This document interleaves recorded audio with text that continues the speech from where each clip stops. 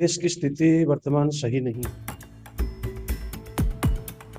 और आज संसद की जो स्थिति है बड़ी दयनीय स्थिति है।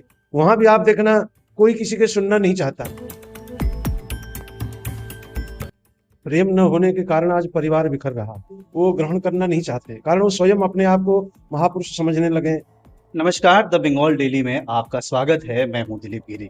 आज देश की वर्तमान सामाजिक, राजनीतिक और धार्मिक स्थिति बहुत चिंताजनक है। इस विषय पे आज हमारे साथ बातचीत करने के लिए मौजूद है भगवताचार्य परम पूज्य स्वामी त्रिभुवन जी पुरी जी महाराज। आज उनके साथ कई विषयों पे बातचीत करेंगे और चलते हैं उनसे बात करते हैं। स्वामी जी, सादर प्रणाम। आज देश में जो वर्तमान हालत है सामाजिक और धार्मिक स्तर पे, ये किस स्तर पे चिंताजनक स्थिति में जा पहुंचे, इस पे आप क्या कहेंगे? देश की स्थिति वर्तमान सही नहीं है और देश बनता है परिवार से। आज परिवार में माता पिता भाई जो भी सदस्य रहते हैं, एक तो आपस में किसी का एक दूसरे से प्रेम नहीं है। प्रेम न होने के कारण आज परिवार बिखर रहा, और परिवार बिखरने से लोगों के मन में विभिन्न प्रकार चिंताएं लगी रहती है। और सामाजिक स्तर में परिवार जब तक एक नहीं होता है तब तक समाज को संगठित करना, समाज में सही आदेश उपदेश देना ये कठिन हो गया है।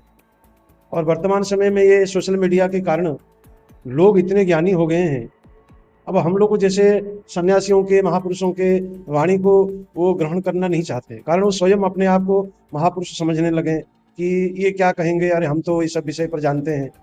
जब से गूगल के द्वारा शास्त्रों का लोगों ने अध्ययन किया, सर्च करके शास्त्रों को पढ़ने लगा, तब से लोगों के मन में शास्त्रों के प्रति विभिन्न प्रकार की बातें आ रही हैं। लोग कह रहे हैं जो कि हम सोशल मीडिया के द्वारा उसको देख रहे हैं, सुन रहे हैं। समाज को संगठित करने के लिए पहले परिवार को संगठित करना पड़ेगा। एक समय ऐसा था, मैंने बचपन में देखा है, घर का जो बड़ा सदस्य वो जो कहता था सारा परिवार उसको मानता था। और आज स्थिति ऐसी हो गई है, कोई किसी के बात को मानने को तैयार नहीं है। उस प्रकार हम सामाजिक राजनीतिक तौर पर जाएं तो एक सांसद संसद में जाता है, अपने संसदीय क्षेत्र के किसी प्रकार उन्नति विकास के लिए वहां पहुंचता है। और आज संसद की जो स्थिति है बड़ी दयनीय स्थिति है। वहां भी आप देखना कोई किसी के सुनना नहीं चाहता। मैं कहता हूं किसी विषय पर अगर बहस हो रही है तो आप पहले सुनो, फिर उसका खंडन करो, चाहे प्रधानमंत्री हो, चाहे गृह मंत्री हो, चाहे विपक्ष कोई भी नेता जो भी है। अब वहां आपने देखना जहां करोड़ों की खर्चा संसद में लगता है एक दिन का, अब वो सारे जो है पानी में चला जाता है विरोध के कारण। अच्छा, विरोध हो तो विरोध करने के तरीका भी है। और आप देख लो, अब राम मंदिर चंदा चोरी के मामले में पप्पू यादव ने संत महात्माओं के वेश बना करके विरोध करने लगा। ये कौन सी स्थिति में सांसद है भाई तुम? आज हमारे संत महात्मा इसका घोर विरोध कर रहे हैं। जब चंदा चोरी के मामले में हमारा कोई साधु संत उसमें नहीं है, जो है उन पर उत्तर प्रदेश के मुख्यमंत्री अपनी कार्रवाई कर रहे हैं। आप ऐसे संतों का अपमान करने के लिए आप इसी वेशभूषा बना करके संसद में नाटक कर रहे हो। यही कोई एक सांसद का कोई चरित्र नहीं है।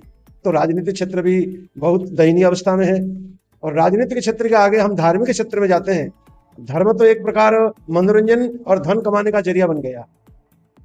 हम भागवत कथाकार हैं, देश विदेश भागवत कथा कहते हैं, राम कथा हर विषय पर बोलते हैं। हमने वर्षों तक अध्ययन किया, गुरु सेवा करी, गुरु का आदेश मिला कि धर्म प्रचार करो। आज हम छोटे छोटे गांव में जाकर के झारखंड, छत्तीसगढ़, राजस्थान, हरियाणा, बिहार, इस प्रकार छोटे छोटे ग्रामीण क्षेत्र में जाकर के हम कथा का, धर्म का प्रचार करते हैं। और आज धर्म की स्थिति क्या हो गई, कथाओं की स्थिति क्या हो गई?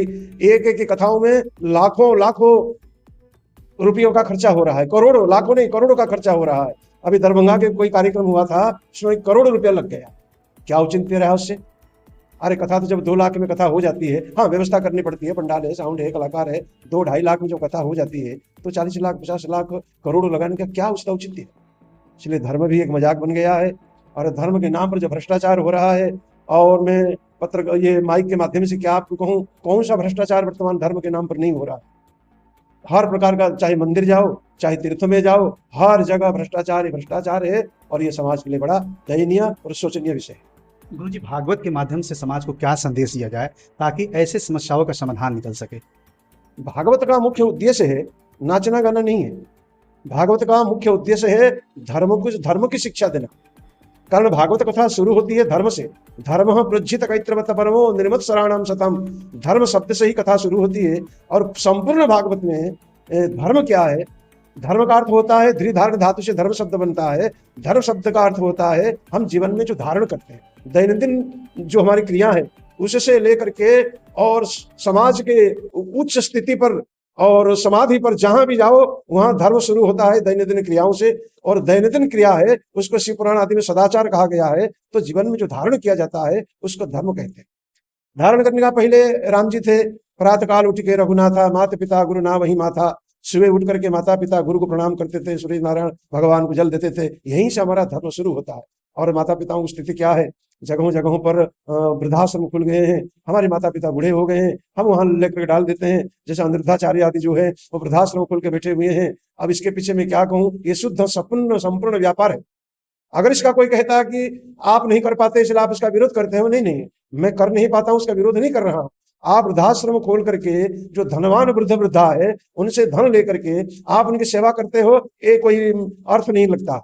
आज आप यमुना किनारे वृंदावन में जाओ, कितने साधु संत वृद्ध व्यक्ति सर्दी के समय में थर-थर कांप रहे हैं, उनको आप अपने आश्रम में क्यों नहीं रखते अगर आप वृद्धाश्रम खोल के बैठे हो। तो ये सब जो धर्म है वो भागवत से, रामायण से हमें शिक्षा मिलती है कि धर्म क्या, जो जीवन में धारण किया जाता है। और भागवत का मूल उद्देश्य है धर्म का पालन करा, धर्म पालन करने की विधि भागवत। गुरु जी, ऐसा लगता है क्या कि वर्तमान दौर में इस भारत के तमाम साधु संत भी विलासिता और धन कमाने के पीछे धर्म का चोला ओढ़ के बैठे हैं? यही तो सबसे बड़ी समस्या है।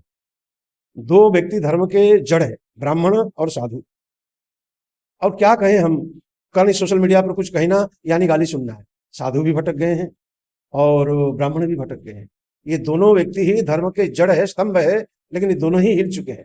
बस धन आना चाहिए और हम विलासिता जीवन बिताएं। और साधुओं के आश्रम में आप जाओगे, 5 स्टार होटल भी बेकार आपके सामने।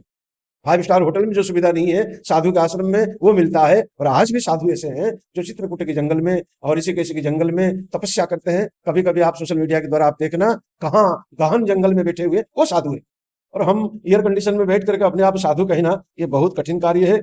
इसलिए साधुओं का पहला कार्य था लोगों को धर्म मार्ग पर चलाना है, लेकिन हम स्वयं वो रास्ता को भटक चुके हैं।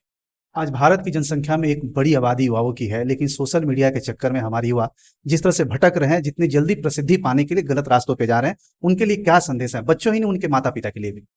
बच्चे तो भटक चुके हैं, जो भी अंतर मंतर पर हुआ ऐसा नहीं होना चाहिए। अगर सरकार की नीति के विरुद्ध है तो जो छात्र है वो आंदोलन करे, अपने व्यवस्था के लिए सरकार पर दबाव डाले, सरकार भी तैयार है। लेकिन जो स्थिति रही, जैसे जैसी भाषा का प्रयोग हुआ प्रधानमंत्री पर, चाहे प्रधानमंत्री कैसे भी हो, हमने उनको जिता करके उसी गद्दी पर बैठाया। और ये देश का दुर्भाग्य ये है कि हम प्रधानमंत्री का सम्मान नहीं करते। अगर वो गलत है तो अगले चुनाव में उसको हरा दो। अगर भाजपा गलत है या कांग्रेस गलत है तो इस प्रकार भाषा का प्रयोग करना उचित नहीं है। आज युवा समाज संपूर्ण भटक चुका, कारण घर से उनको उचित शिक्षा नहीं मिल रही है। माता पिता आपस में लड़ रहे हैं तो बच्चे क्या सीखें? माता पिता का चरित्र सही नहीं है, बच्चे क्या सीखें? माता पिता एक दूसरे से क्या बात कर रहे हैं, कहाँ जा रहे हैं, कहाँ घूम रहे हैं, वो बच्चे क्या सीखे? ये मैं तो हमेशा कथाओं में कहा करता हूँ, आज अगर बच्चे बिगड़े हैं तो सारी गलती माता पिता की। बहुत बहुत धन्यवाद। आज जैसा कि हमने स्वामी त्रिभुवनपुरी जी महाराज के साथ सामाजिक, राजनीतिक और धार्मिक कई मुद्दे पर खुलकर के बात किया, उन्होंने साफ तौर पे कहा कि आज समाज जिस तरह से भटक रहा है, आने वाले भविष्य के लिए खतरे का संकेत है। धन्यवाद।